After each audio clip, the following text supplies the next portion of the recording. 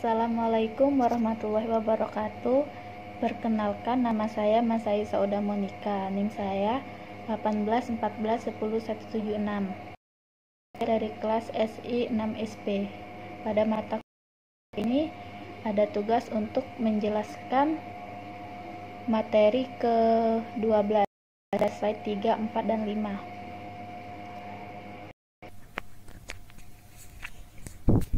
Baiklah, langsung saja kita masuk ke materi pada mata kuliah Customer Relationship Management. Harga berdasarkan nilai, value based price. Mutu sebagai keistimewaan produk di mata pelanggan. Semakin baik keistimewaan produk, semakin tinggi mutunya. Mutu berarti bebas dari kekurangan, defisiensi. Di mata pelanggan semakin dikit kekurangan, semakin baik mutunya. Bauran pemasaran atau marketing mix adalah kumpulan alat pemasaran taktis yang terkendali, produk, harga, tempat, dan promosi yang dipadukan perusahaan untuk menghasilkan respon yang diinginkannya di pasar sasaran. Pengertian lain bauran pemasaran yakni strategi kombinasi yang dilakukan oleh berbagai perusahaan dalam bidang pemasaran. Hampir semua perusahaan melakukan strategi ini untuk mencapai tujuan pemasarannya. Apalagi dalam kondisi persaingan yang sangat ketat. Dalam dunia perbankan, bauran pemasaran menggunakan konsep-konsep yang sesuai dengan kebutuhan bank. Konsep bauran pemasaran terdiri dari 4P, yaitu produk, harga atau price, tempat yaitu place, dan promosi. Sementara menurut Boom dan Bittner menambah dalam bisnis jasa, bauran pemasaran ditambah 3P, yakni orang yaitu people, bukti fisik yaitu physical evidence, dan proses.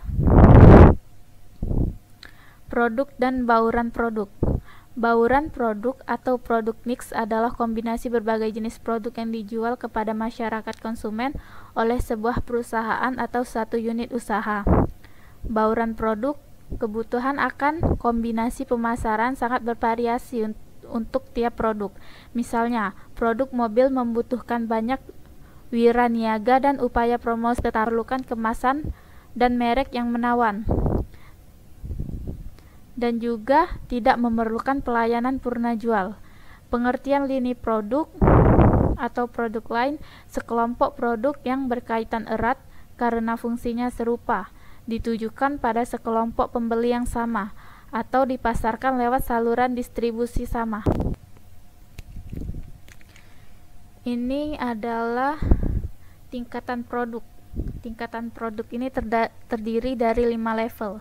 Yang pertama core benefit atau manfaat utama, yang kedua basic product yaitu kebutuhan dasar, yang ketiga expected product yaitu produk harapan, yang keempat augment produk nilai lebih, dan yang kelima potensial produk atau produk masa depan.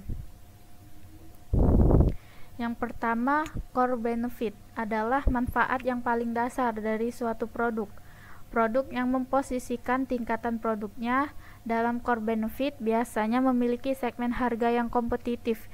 Misal, sebuah rumah, maka core benefit hanya menawarkan hunian yang standar saja, yang penting layak huni. Dengan cara positioning seperti itu, biasanya rumah yang ditawarkan harganya lebih terjangkau. Yang kedua, basic product. Basic produk pada dasarnya adalah core benefit yang bisa dipilih. Jadi sama-sama memiliki manfaat dasar, namun ada alternatif pilihan yang ditawarkan. Customer dalam hal ini sudah bisa membandingkan produk mana yang dirasa lebih meyakinkan. Jika dianalogikan dalam pembelian suatu rumah, maka basic produk adalah rumah dasar. Namun ada beberapa pilihan. Yang paling sering adalah pilihan lokasi. Misal, dalam suatu perumahan yang biasanya tipe sama, namun seseorang bisa memilih di area mana mereka lebih nyaman. Yang ketiga, expect produk adalah produk yang didasari dari suatu keinginan atau imajinasi seseorang. Sederhananya, expect produk adalah basic produk yang sesuai atau mendekati imajinasi atau harapan kita. Contoh expect produk dalam case rumah, misalnya dalam pembelian hunian, seseorang sudah membayangkan jarak rumah, ukuran rumah, desain atau fasilitas pendukung. Aspek produk ini juga bisa diartikan mulai merenovasi rumah standar menjadi sesuai keinginan kita. Yang keempat, argumen produk. Argumen produk adalah aspek produk yang ditambah value lain untuk membuat customer lebih tertarik. Argumen produk ini adalah positioning yang paling sering untuk produk yang inovatif. Produk yang inovatif dianggap memiliki nilai lebih dibanding produk yang sudah umum di pasar, karena menawarkan sesuatu yang lebih fresh atau up to date. Contoh argumen dalam pembelian rumah yang fasilitasnya melebihi yang kita harapkan. Fasilitas yang lengkap, desain bangunan unik, atau sistem security terjamin adalah bagian dari argumen produk untuk rumah atau hunian. Yang kelima, potensial produk.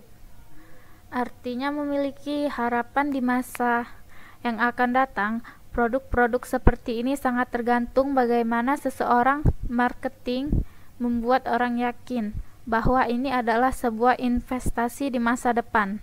Contoh paling mudah adalah membeli rumah untuk investasi ke depan.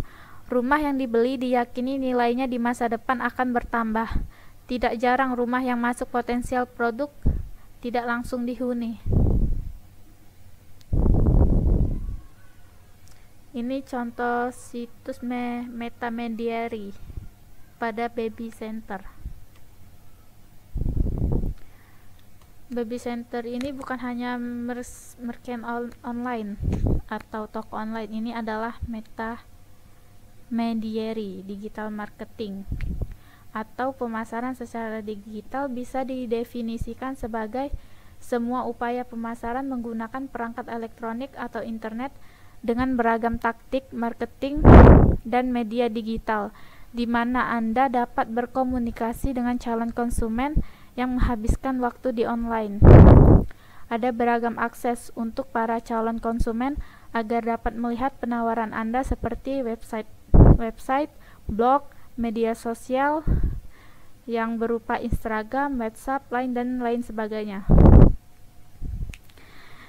Digital marketing is a strategy to reach massive amount of people to create interest and demand. Statement tersebut adalah strategi tidak hanya membahas tentang teknis, tapi juga bagaimana mengkombinasikan banyak hal di digital marketing untuk menaikkan omset. Reach massive amount of people. Kelebihan digital marketing dibandingkan tradisional marketing adalah bisa menjangkau banyak sekali orang dalam waktu cepat dan murah dibandingkan tradisional marketing. Create interest and demand. Mengubah orang yang sebelumnya tidak ingin membeli jadi ingin membeli produk, sehingga Anda bisa memperluas market. Sekian penjelasan saya pada materi ke-12 ini.